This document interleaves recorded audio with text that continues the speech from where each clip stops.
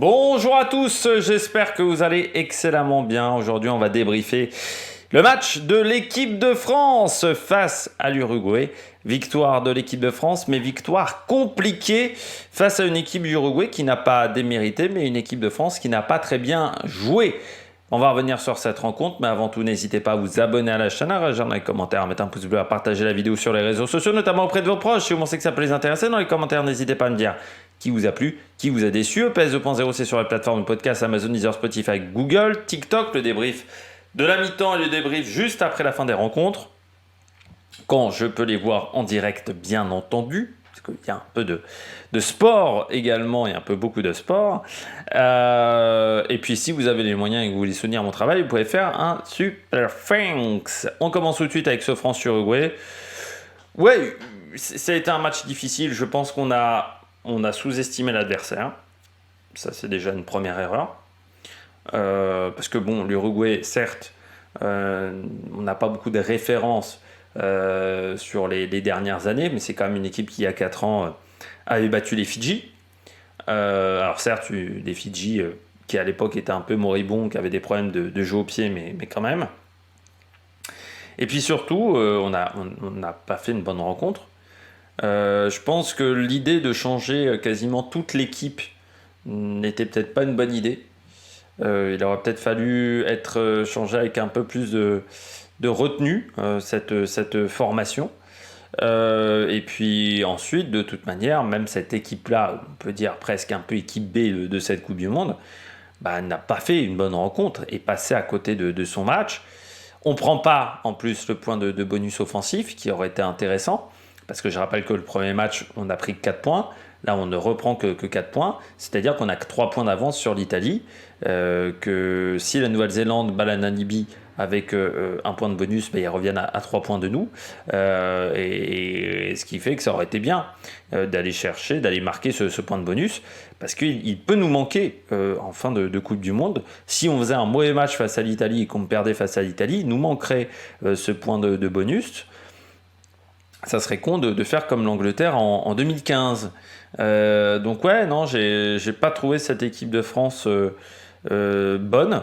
Bon voilà, il y a eu des soucis. Peut-être qu'on s'est vu un peu trop beau après le match face à la Nouvelle-Zélande, où quand même en première mi-temps on fait pas une grande rencontre face à une équipe de Nouvelle-Zélande qui n'est pas exceptionnelle. Donc il va falloir élever notre niveau de jeu. Je pense qu'on s'est pris nos claques. Je pense que ça n'a pas plu le contenu du match à Fabien Galtier. Donc j'espère que ça sera mieux sur les prochaines rencontres, sur les 2 prochaines rencontres, bien entendu, avant les quarts de finale, on l'espère. On commence avec la France, qui m'a plu, ce qui ne m'a pas plu. Du côté de cette équipe de France, j'ai trouvé notre défense pas bonne du tout. Pas bonne du tout parce que pas dans le bon timing. Les Uruguayens sont à 2 doigts d'en marquer 3. Alors ils en marquent 2, mais ils sont en capacité. Le 3e, il est refusé. Je dirais que l'arbitre a été tatillon, mais certains arbitres l'auraient laissé cet essai-là. Donc on aurait pu se retrouver à avoir une équipe du Uruguay qui prenne le point de bonus défensif face à nous. Donc ça montre que le match n'a pas été bon. Je trouve que défensivement ça a été compliqué parce qu'au niveau du défi physique, alors c'est fou parce que dans les mauls par exemple, bon, dans la mêlée, même si on y reviendra, le défi physique on le gagne assez facilement face aux Uruguayens, et pourtant dans les zones de ruck on a été mis en difficulté offensivement, c'est-à-dire qu'on s'est retrouvé parfois dans des situations de contre-ruck qu'on n'a pas réussi à gérer, que Maxime Lucu n'a pas réussi à gérer. Et puis, eux, offensivement, ils ont beaucoup trop avancé le ballon en main. Voilà. Aussi parce qu'on n'a quasiment gratté aucun ballon de la rencontre. Ça, c'est aussi un peu tristoun. Et quand on a tenté de gratter en fin de match, on s'est mis à la faute. Donc ça, c'est vraiment pas bien. Et puis en défense, on n'a pas été bon. On a eu des sorties de camp qui ont été catastrophiques. Les sorties de camp ont été assez mal gérées à chaque fois. Et puis parfois, on était mal organisé offensivement, ce qui fait qu'on a raté des occasions d'essai aussi. Et puis on s'est mis beaucoup trop de fois à la faute. On finit avec 14 fautes et un carton jaune. Et on aurait pu s'en prendre un deuxième de carton jaune. notamment sur la mêlée. Alors en fin de match et sur la mêlée, parce que alors là, j'ai pas compris du tout l'arbitre. Les mêlées, ça se passait pas correctement, que ça soit du côté de l'Uruguay, de la France, il y avait des soucis du côté des liaisons, il y avait des soucis un petit peu dans tous les sens.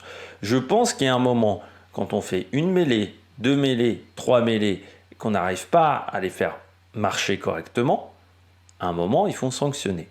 Et la sanction, qui aurait été juste pour moi, c'est de dire d'un côté comme de l'autre, on enlève un joueur, et un joueur qu'on met au repos. Voilà.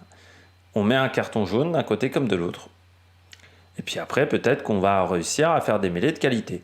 Pour moi, on aurait viré d'un côté comme de l'autre le talonneur, ou un des piliers, et puis voilà. On se démerdait pour ensuite refaire des mêlées de qualité. Et je ne vois pas pourquoi la France s'est entêtée à faire des mêlées, alors qu'une fois sur deux, on les perdait, les mêlées. Une fois sur deux, on se mettait à la faute. Donc on a été mauvais dans le défi physique, des sorties de camp qui ont été compliquées, un jeu offensif qui n'a pas été parfait, une défense qui a été trop facilement transpercée, et des grattages qu'on n'a pas réussi à faire, parce qu'on n'arrivait pas à mettre les mains sur le ballon, tout simplement. Le seul grattage, presque, c'est Boki.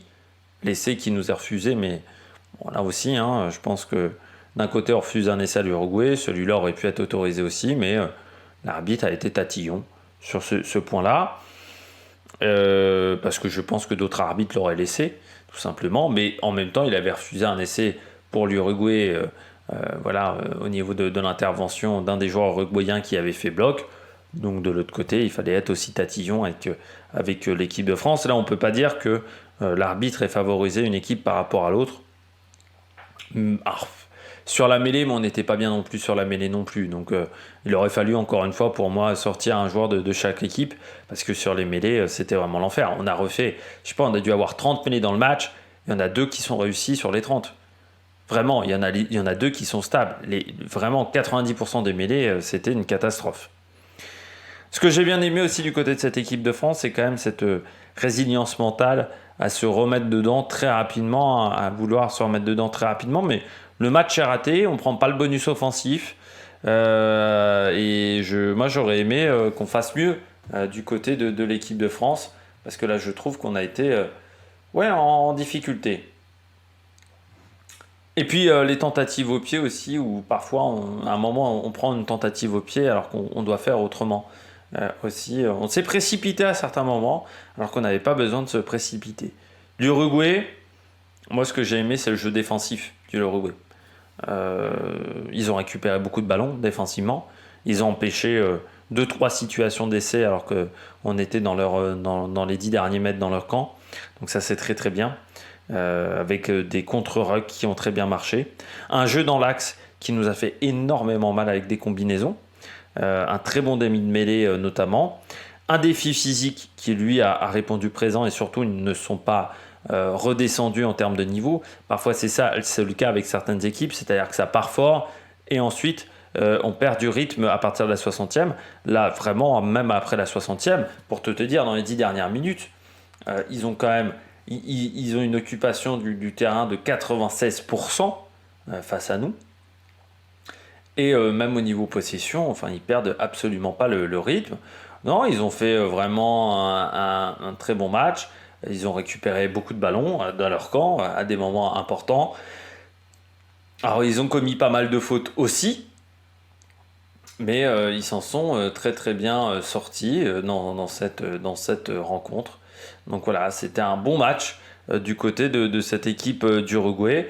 Dommage, c'est de ne pas avoir récupéré le point de bonus défensif qui aurait pu leur faire beaucoup de bien sur la fin de la rencontre. Mais sinon, le match, pour moi, est réussi du côté de cette équipe.